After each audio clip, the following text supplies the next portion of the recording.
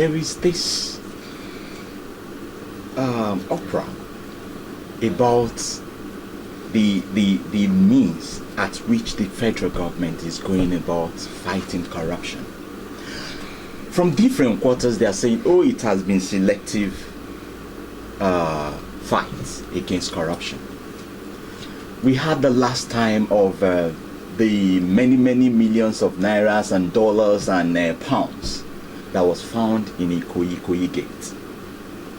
Today, the administration of President Muhammadu Buhari set up a panel which is being headed by the current acting president to actually investigate what actually happened about this money.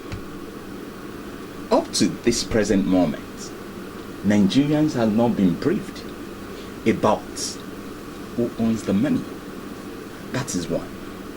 Two, the people that were suspended, nothing has happened. They are still enjoying themselves, flying around. Don't you think that this is a selective fight against corruption? Well, I would not say that because I would want you to hold on while we take other questions so that you can answer all of this. So, talking about the governor that defected to APC, that is Governor Chime of Enugu State. The belief is this, that he defected to APC so that he will be questioned of the money he stole from Enugu State. And it has been said by so many top politicians of the state. What do you think about that, sir? Do we have any other questions? Please. Yeah, I have two questions to add. First one is to add to the earlier question about the fight on corruption. Recently, the Kano House of Assembly set up a panel to probe the Emir of Kano over the misuse of funds by the Emirates Council. But before we knew it, some eminent personalities, including the acting president, allegedly went ahead, intervened, and stopped the probe. And of course, that report, the acting president and all of these persons have not denied ever intervening to stop that probe. Now, how do you just oppose, fight the government's stand against corruption? Do you think it was right to stop the probe that would have given us answers to questions concerning this corruption? Secondly, this might be your last question you will answer. It is about your role. You are a special advisor. So now, since young people do not really know much about the roles that some people play, some aides play in governance. You have special advisors, you have senior special advisors, you have senior special assistants to the special advisor too, and stuff like that. So we have PAs, and so could you please just elucidate some of these roles and explain to us what each of them play in governance, especially starting with your own role as a special advisor. We're going to have the last person because our time has spent. Please. That's for Nigeria and its problem. You are a stakeholder in politics in your state. And recently there is this agitation for Okiogun governor in 2019. Though there has never been a meeting of any party where or any society where governorship position was considered or has been considered to the region. My question is that do you think Okiogun, somebody from Okiogun can be governor, considering the population, considering the political influence of state of community of Ibadan and Ogbomoso in politics? Then number two is that what effort are you making, because Okiogun is blessed with, apart from agricultural, the mineral resources, even with human potential, what effort are you people from that region making to ensure that Okiogun people get their rightful position in Oyo State?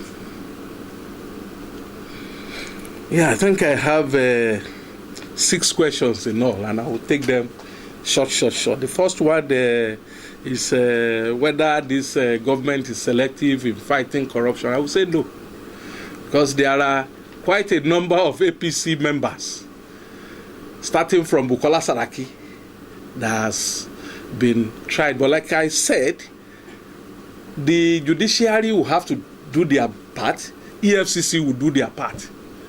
EFCC is just getting information, you have so, you are not supposed to have it, then they push it to the judiciary. And whether the judiciary does their own or not, it's left for the judiciary. They are doing wonderful work. So this APC is not selective at all. In fact, I know of a lot of APC people that EFCC had invited severally. But you know, all these things, you are presumed to be innocent until it is proven otherwise. And that's the reason why we are saying they are slow, they are distant, is the system. And we should allow the system to take its course. Then you are talking about Chime deflecting to APC to cover up. Cover up what? Cover up what? The government will not be part of the judges or the lawyers that will try him. If he's found wanting, if he likes, don't let him even move his this thing to Daura and be living there. He will be arrested and prosecuted. He's a citizen of Nigeria and he's not bigger than anybody. You know, it's only when you are holding positions as governors or president, you cannot be tried while you are there. But immediately you leave, I mean, you'll be arrested and be tried. And he's a former governor. Whether he likes, let him not join APC and join some other things that are higher than APC and relocate to Dara and be living in Buhari's house. He will be caught and be tried. I can assure you, whoever is found wanting will be tried. Another thing is whether at the end of the day he will be discharged by the court. It's a different thing. You know, we have the judiciary, the legislative, and the executive. All these arms of government. Every arm will have to do their own bit. And there is no hiding anywhere. Then the issue of the intervention in the Emir of Kano's panel of inquiry by the Kano State House of Assembly. In this country, for whatever reasons, people could be influenced to embarrass whoever they want to embarrass. Somebody can wake up tomorrow now and infiltrate a House of Assembly and said, carry out this. And you want the VP to have information that they want to just victimize this person for nothing, they just want to, and they will keep quiet. Meaningful Nigerians, and they will keep quiet. They must have one information or the other that make them behave the way they behaved. It's not that it's because of pervert of justice, no. Because they have never, no matter how close a person are to them, they have never done that kind of a thing. But for information's sake, probably hearing something has gone wrong between this person and this person, and he wants to use this channel to disgrace or do something, they will come on board and say, hey, stop it. Things are not done like this. People will laugh at us when they hear. Because the whole world are looking at Nigerians. We can't just be doing things the way we used to do them. Gone are those days when politicians want to deal with you, they go and carry that body and put at the back of your house. Gone are those days. I'm sure if they try it now, from the CCTV camera, you see somebody has dropped and you see the face of the person. Say, come and see. This is the record. This person has dropped. Because we have technology now. You can't just do anything and get away like before. Right? So things are different, and the reason why they do that is because of information they have. And they felt this is the right thing they are supposed to do at that time. Then we go to the roles of the aides of the governor. He's a human being.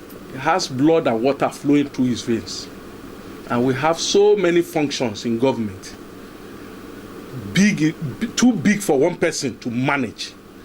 So the work of a special advisor is to actually advise the governor on that specific office he puts that person. For example, I'm a special advisor, solid minerals. So all these things I'm telling you, yes, he takes the credit. But I would have to give advice, okay? Let's do it this way, let's do it that way. And by the time we do that, we'll get results and he get the credit. Special advisor on agriculture will say, okay, yes, there is Ministry of Agriculture. He is an expert in agric. All those advisors in their right, they are experts where he puts them. And that's the reason why for 6 years now going, I've been special advisor solid minerals because I'm a geoscientist. And in that field, I can tell you I've tried in terms of education and experience. So whatever I tell His Excellency concerning my portfolio, he would have to listen to me and say, okay. Then he would now decide and say, yes, I approved of it. Then it will be done. Right? So these are the jobs of the personal assistant to the governor. Would have to be with him all the time. If he meets somebody, he will take the number of that person, take notes of that person. He has also a PPS, a private secretary, that take notes, you can't expect him to be the one that will be carrying all information. All these people will have to assist and say, Your Excellency, the person you said you will call yesterday, the person that you promised to do this for yesterday, I will say, okay, yeah. So they are the ones that are really assisting him to carry on his day-to-day activities. So that's their roles. Wherever he felt a special advisor cannot function alone, if it's too big for that person, he appoints a senior special assistant.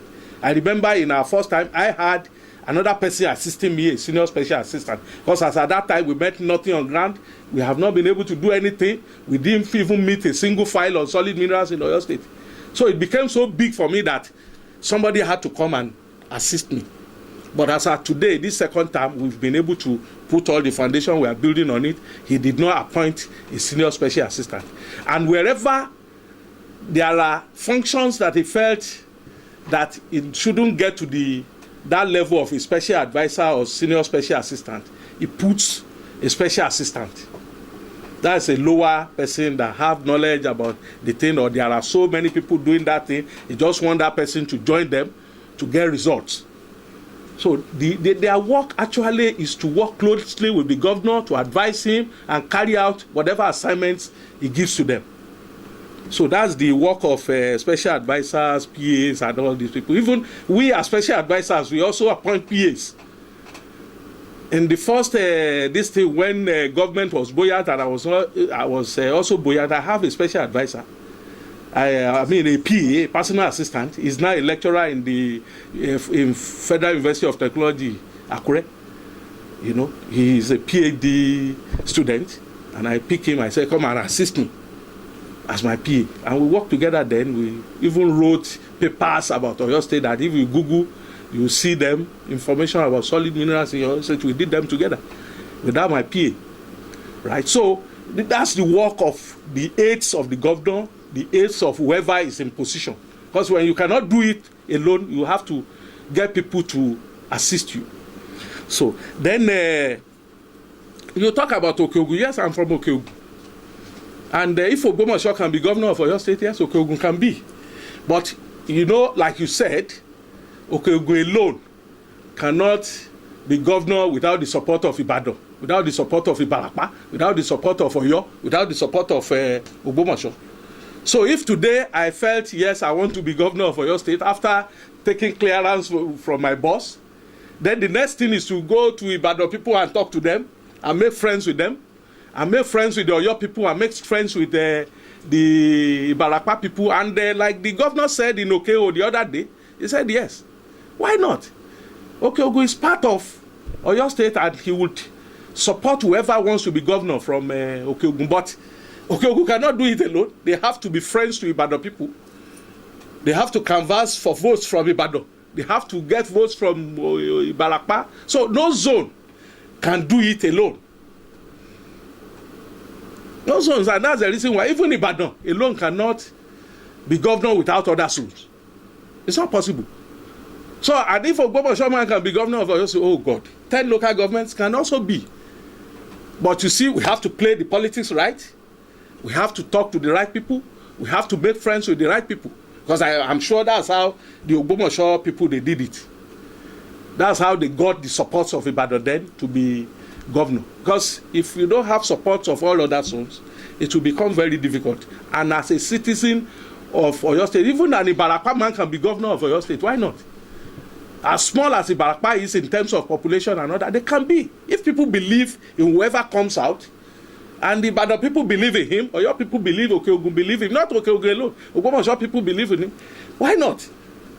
So, as far as you are a citizen of a state, you have the right to aspire to be governor in that state, if you have the support of everybody. So, and like you said, what is the efforts of we political office holders in government as to the agitation of Okeogun.